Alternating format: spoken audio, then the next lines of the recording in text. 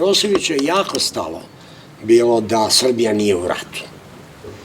I njemu je smetalo da neki Beograđani, bez obzira što ja nisam bio pod njegovom ingerencijom, bez obzira što je to bila moja individualna, dobrovoljna odluka, pošto sam ja Beograđanin, on mene nije hteo tamo i vratio me prvi put. Mislim da je i drugi put isto bila njegova odluka, jer Čaleketić, ja sam imao sastanak sa Čaleketićem, bio jako neljubazan prema meni, ne znam, nije bilo razloga, gde mi je jasno rekao da specijalna jedinica nastavnog centra će se rasformirati, ali moramo shvatiti da je ta jedina jedinica koja je oslobodila neke teritorije nakon 1991. godine. To su Ravni Kotarić, Kabrnjal, Ražaljeva Glava, Biljane. Jedine teritorije, jedine od 1991. koje su oslobođene, to je oslobodila ta jedinica. On je rasformirao tu jedinicu i ja sam onda odlučio da se vratim, jer nije bilo više svrhe da ja budem tamo, da ja učim mladu vojsku kako da stavlja pušku desno rame i tako dalje, to nije bila moja ideja, moga angažovanja. Vratio sam u Beograd, gde sam imao jako puno obaveza i dolaskom generala Mrkšića pozvan sam ponovo u Krajinu, učestvovao sam na toj paradi i nakon te parade video sam da je vrag odneo šalu, tražio sam komandu nad 92. brigadom, rekli su da će odlučiti o tome, pozvali su me za par dana, rekli su mi da imaju dobru i lošu vest u generalštabu Krajine, da je dobra vest to što su me unapredili u majora, na što sam se ja stvarno slatko nasmejao, i druga loša vest je da ne mogu da dobijem sada komandu na 92. brigadu, međutim, čim se ovo sredi, čim se ovo dovede u red, kad prestane ova invazija Hrvatska, da onda mogu da računam da ću je sigurno dobiti. Ja sam odbio to napređenje, zahvalio im se, rekao sam da idem u Beograd, kad budu ozbiljno želeli da me angažuju, znaju da me nađu. A u kojem vremenu tad govorimo to, general Mrkšić? Pa govorimo u vremenu kada je bila ona parada u Slunju, baš u tom, to su dani u pitanju, u tom periodu. Sad vi recite, general Mrkšić je potpisao onu evakuaciju civilnog stanovništva neposredno pre ulaska Hrvatske vojske u Knin. Kako gledate na to? Ne znam tačno tim detaljima, nisam pratio rad generala Mrkšića onog trenutka kad su mi ponudili unapređenje koje sam odbio i kad su odbili da mi daju komandu na 92. brigadom, ja sam otišao za Beograd i više nisam se više osvrtao na to što se dešavalo, tako da ne mogu da vam dam neke... Poznato je da je Vojislav Šešelj dolazio i da je tu postojao jedan animozitet između vas ili makar njega prema vama. Da, dva razloga je bilo zašto je postojao animozitet. Jedan je bio Milan Babić. Ja, nakon prvog susreta sa Milanom Babićem, shvatio sam da imam budalu ispred sebe. Da imam nemoralnog čoveka koji nema nikakvih moralnih standarda i jasno je bilo da s njime neće biti posla. To je znao Martić koji je radio sa njim, to sam ja uvideo, mislim da i Frenki kao obaveštajac koji je radio na tom terenu i njemu je to bilo jasno, a međutim Vojislav Šešelj je rešio da podrži Babića i da stane uz Babića. Ja razumem njegov stav, jer njegov stav je bio, nećemo mi iz Beograda da se mešamo u izbor predsjednika Krajišnika i mi ćemo da podržimo svakog koga taj narod izabere. Međutim, ja sebe nisam smatrao kao nekog iz Beograda. Ja sam otišao tamo i bio sam deo Srpske vojske Krajine. Bio sam deo u početku specijalne milicije Krajine. Tako da tu je razlika između mene i Šešelja. Ja i dan danas imam isto mišljenje o Milanu Babiću kao što sam ga imao prvog dana, a mislim da Vojislav Šešelj verovatno ima danas drugačije mišljenje. A o Martiću? Pa o Martiću ne, pa on je bio policajac, mislim da je meni on davao odrešene ruke, nije me sputavao u radu, nije bio nadobudan, bio je prilično skroman i njegovo konstantno insistiranje je bilo molim te kapetane, samo pazi na ljude, samo nemoj da imamo žrtve. I mislim da sam ja održao, da sam to uspio da odradim. Ja ne znam koliko malo ljudi zna, ali u 289 oružanih sukoba pod mojom komandom samo jedan poginuo i 4 ranjenih. To se dešava u jednoj manjoj saobraćajnoj nesreći ili na dobroj srpskoj svadbi. Tako da ja sam ponosan, najponosniji sam upravo na to. Ne na oslobađanje Gline, ne zato što smo ubili Milan Barišića, ne zato što smo ubili Gavrana, ne zato što smo oslobodili Ravne Kotare, već zato što je bilo jako malo žrtava pod mojom komandom. Ja sam jako ponosan na to. A civilnih žrtava? Pa i civilnih žrtava u bitkama na kojima sam ja vodio bilo je izuzetno malo civilnih žrtava, jer je zanemarivo malo civilnih žrtava. Tako da i na to sam izuzetno ponosan, naravno. Ipak vi ste osuđeni... Ne, nije ipak, nisam ja osuđen. To je lažno suđenje bilo, to je farsa bila. Vi morate shvatiti da sam ja osuđen od jedne nacije bez morala, bez časti. Ne namerno kažem nacije, jer nema teoretske šanse da i jedan polunormalan Hrvat može da veruje da protiv mene postoji neki dokaz. Ne postoji, da postoji, vi bi ga znali, a ne znate ga. Tako da ja sam osuđen na hrvatsku časnu reč, koja apsolutno znamo da ne postoji. Ipak, otišli ste u istoriju i kao prvi slučaj australijskog pravosuđa da je neko izručen iz te zemlje pod optužnicom za ratne zločine i to je bila duga pravna bitka, lomilo se, ali je na kraju ipak Australija donela odluku kako je donela. Vi ste i australijski državljanin. Da, australijski državljanin, bivši vojnik Australije. I kako sad gledate na to? Je li vas i ta država izdala? Apsolutno je izdala. Apsolutno me izdala, jer država Australija je bila upozorena da Srbi ne može da dobije u Hrvatskoj, jer to je nacistička zemlja, i onda kada je nacistička zemlja i nacističko pravosuđe, Srbi ne može da ima pravedno suđenje u Hrvatskoj. Mi smo to tvrdili, mi smo sada i dokazali, ja sam živi primer, da u nacističkoj današnjoj Hrvatskoj nemoguće je dobiti pravedno suđenje. Tako da gospodin Selaković je napisao jedno informativno pismo ministru pravosuđa u Australiji, obavestio ga o tome i rekao da postoji nešto, mi bi verovatno imali neke dokaze.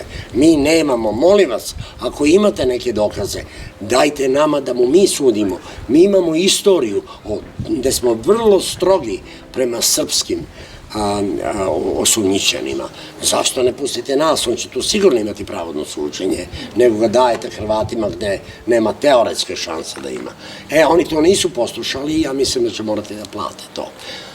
Pokrenut je postupak protiv Australije, mi tražimo i postoji odštetni zahtev na 40 miliona dolara, protiv Hrvatske polako, ne žuri mi se, ja bih želao da traje što duže. I u kojoj fazi je sad postupak vaš protiv Australije? Pa trebalo da se to dešava, da se dogodi u aprilu, tako je, to je poslednja informacija, međutim zbog korone sad je odloženo na neodređeno vreme, pa ćemo videti, ali mislim da ne može dugo još trajati, već 5 godina čeka u redu, tako da. Vama je zabranjeno na 20 godina da uđete u zemlje Evropske unije. Ali ko je zabranio? Neko koji nema moć. Tako da ja idem, ja najavljujem da idem, ići ću u Holandiju, planiram neki put sad u septembru, tako da ne verujem da će me iko sprečiti da odem tamo. I mislim da to što se, to su Hrvati, nisu neki normalni ljudi zabranili pa da to nešto važi, nego su Hrvati. Da li možete da se vratite u Australiju? Normalno ne mogu da se vratim. Ali nemate želju? Ne, otiću ja tamo, pa moram, ja idem da ih tužim, ja idem da im, oni moraju da idem tražim taj odštetni zahtev. Ja nemam, za mene je ova bitka tek počinje. Mislim, do sada je bila defanzivna, sada krećem tamo gde sam ja na terenu, a to je ofanzivno.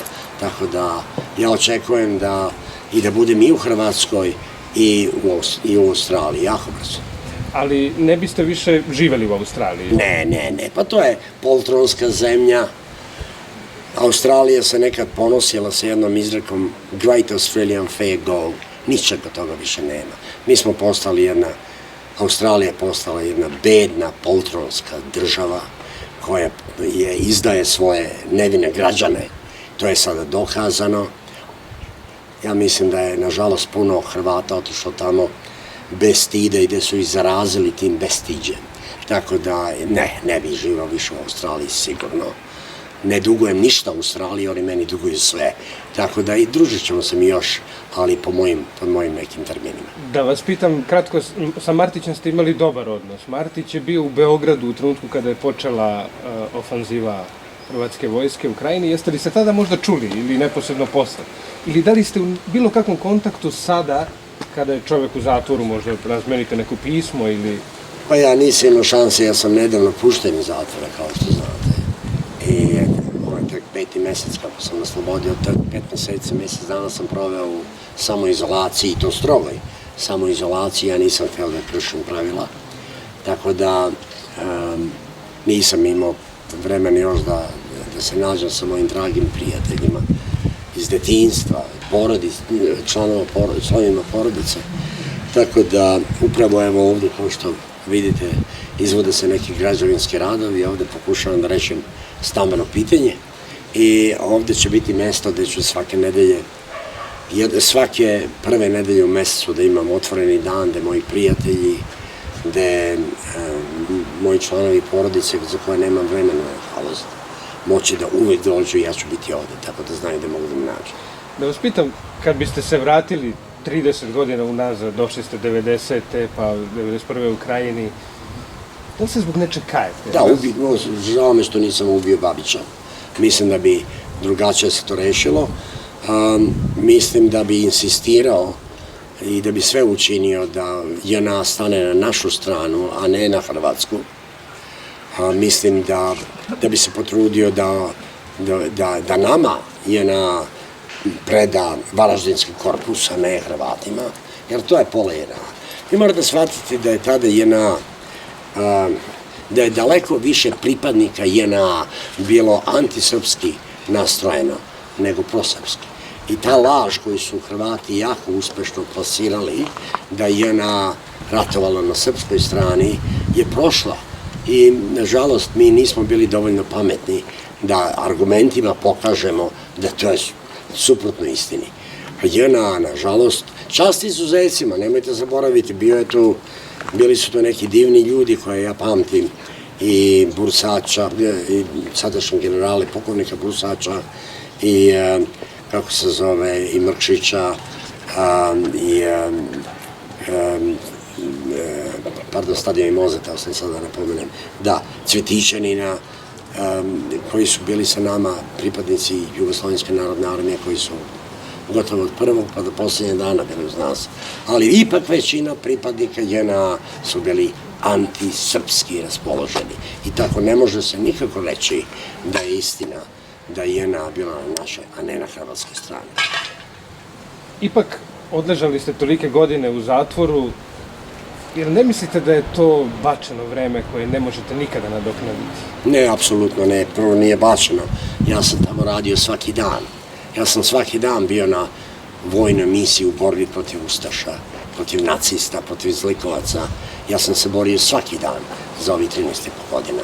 Mislim da sam se naoružao sa dovoljno materijala i dovoljno energije, odmarao sam sa 13,5 godina, da ćemo to staviti u praksu.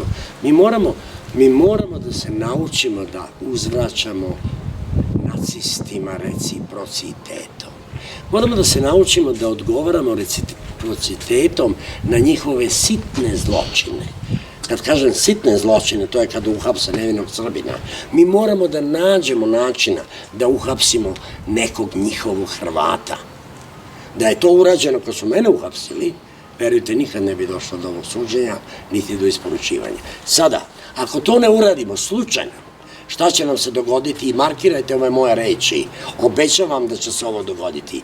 Jednog dana bit ćemo prisiljeni da odgovorimo na njihove velike zločine reciprocitetom, kao što je bio Jasenovac. I postaćemo zlikovci isti kao oni. Zato bolje, daleko je bolje da danas, od danas pa nadalje, na svaki njihov potez odgovorimo reciprocitetom. Kada ste došli u Krajinu, štampa je pisala o vama misteriozan čovek, pa da li je Daniel Sniden, da li je Dragan Vasiljko, kapetan Dragan, pa obrnuta ocila, pa strip o vama. Gradio se izvestan mit, neka vrsta mini kulta ličnosti. Je li vam to prijalo? Ne. Mogu vam reći, prvo, nije to prvi put da sam ja poradio neke izuzetne stvari. Ja sam par puta odradio neke baš izuzetne stvari. Sagradio sam predivnu jahtu, oplovio sam sa njom gotovo čitav svet, plovio sa njom na sva 3 okeana i došao ovde i prodao tu jahtu za $500.000. I to ja smatram jednim velikim uspehom za koji su bili gladni svi novinari. Nije me to zanimalo da propagiram. Drugo, ja sam prvi Srbin i jedini čovjek sa jugoslovenskih prostora koji je u jednomotornom avionu do tada, 90. godine, preletao Atlantik. I to na avionu koji je 20 godina star, ja sam ga rasturio na 1017 delova, svaki taj deo sam vratio u originalne gabarite i ponovo ga sastavio. To je opet kao i ovde što radim sada, neke zanatske radove, to sam radio i na avionu. I preletao sam tim avionom Atlantik, jednomotornim avionom. Više ljudi putovalo u svemiru nego što je preletao Atlantik jednomotornim avionom. Samo trenutak. I nije se o tome znalo, niti sam ja to nešto propagirao oko toga. Tako da ni ovo nije bilo. Međutim, to je bilo nezaustavivo. Morate shvatiti da ono što smo mi uradili tamo je toliko bilo neverovatno. Do mog dolaska mi smo dobijali batine tamo svaki put. I na Plitvicama, i dole u Borovu selu. Gde god smo se pokušali da se suprotstavimo, oni su nas poklopili. Bili su nadmoćni. Oni su već imali zbor Narodne garde, mi nismo ni razmišljali da se vojno organizujemo. Bilo je tu par momaka koji su nešto pokušali, Arkan je nešto pokušao tamo da, pa je onda pohapšeni su svi, kako se zove, predsjednik Krajine, majko moje. Hadžić, tako, Hadžić uhapšen sa momcima na Plitvicama i tako dalje. I baš smo imali, da god smo pokušali nešto da uradimo, dobili smo po nosu. Kad sam se ja pojavio tamo i formirao tu jedinicu, odjedanput situacija se okrenula 180 stepeni. Odjedanput nas 21 napada, mesec dana utvrđivanu glinu od 26.6. do 26.7. Mesec dana, 650 do zuba naoružanih ustaša koji su već imali artiljeriju, imali su 110 mm topove, imali su teške mitraljeze, bili su stvarno već formirani i to je bila i najelitnije njihove jedinice. Druga satnija zbora Narodne garde, Mambe, zatim imate Jabučko, Rode, svi su oni bili tamo kada sam ja napao glinu. To u njihovim izjavama piše. To je izašlo na sudu, nije to izmišljotina neka koji se mora verovati, nego je to proverljiva činjenica. Nas je bilo 21. Od tih 21 pridružilo nam se još 8 lokalnih ljudi pod komandom Šilta. To je lokalni vođa bio tamo. Nažalost, on je izgubio 2 čoveka tu. A i to dokazuje još jedan put da koliko je značajna obuka. Ja nisam izgubio ni jednog čoveka, imao sam jednog ranjenog u toj bici. Ali nas 21 plus 8 lokalnih ljudi isteralo je 650 do zuba naoružanih Hrvata. To vam pokazuje prvo kakve su to kukavice od ljudi, koliko su to i šta je značila ta kratka obuka od 6 nedelja koliko je do tada bilo. Recite mi, kakav ste tretman imali u zatvoru u Hrvatskoj? Pa u Splitu je bilo bukvalno kao da sam bio na godišnjem odmoru, verujem. Gotovo da je brava bila s ove strane, čovjek bi pomislio da sam u hotelu. A hranili su me bolje nego što ja se hranim kući, jer ja nemam vremena ko ima vremena da kuva svaki dan. A odnosi sa drugim zatvorenicima, sa čuvarima? Apsolutno, nisam imao nikakvih problema. Imao sam nekih problema sa nekim oficirima JNA, otprilike to je, koji su se pokazali da su neljudi, da su nečasni, da su nepošteni, da su izdajnici. Ali sa hrvatskim zatvorenicima nisam imao problema. Nijedan jedini incident ne mogu da zabeležem. Jednom sam se stavio u odbranu jednog oficira JNA koga je neki Hrvat polio vodom, imao sam sukob sa njim i odmah u roku od par sati osoblje iz Splita je tog Hrvata prebacilo u neki drugi zatvor.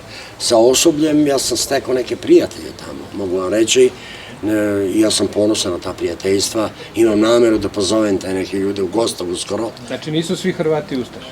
Pa ne, nisam rekao, ima, ali nažalost, jako su retki ti pojedinci koji nisu. Ne, ima tri vrste Hrvata.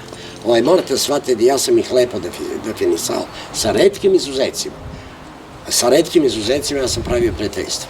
Ali ima jedna manja grupa tih nacista, to su oni što biju one vaterpoliste kada dođu, i onda imate jednu veću grupu, to su oni huškači koji kažu to su četnici, iako se ta deca rodila tek nakon rata i tako dalje. Imate treću, to je najbrojnija grupacija unutar hrvatskih granica i jedini naziv za njih, ja ne psujem, mislim, ja sebe smatram gospodinom i ne bi psovao u kameru i pred damama ovde, ali to su kukavičke pizde. Nije to psovka, to je karakterna osobina, molim vas, nemojte držati ovo. Ali to je stvarno karakterna osobina većine hrvatskog naroda unutar hrvatskog granice. Oprostite, moram da obrazložimo to, ovo je velika optužba.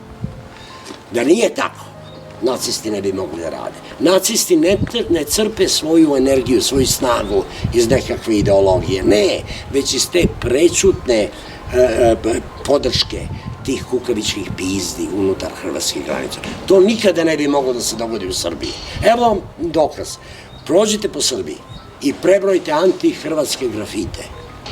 Nećete ih naći, ili jako malo ako nađete slučajno ovdje neki.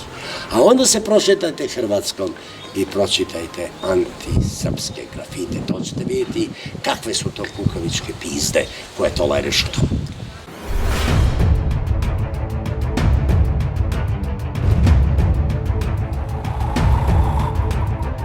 Život nije ćutanje. Naše je pravo i obaveza da ne zaboravimo i da podsjećamo ko smo i šta smo.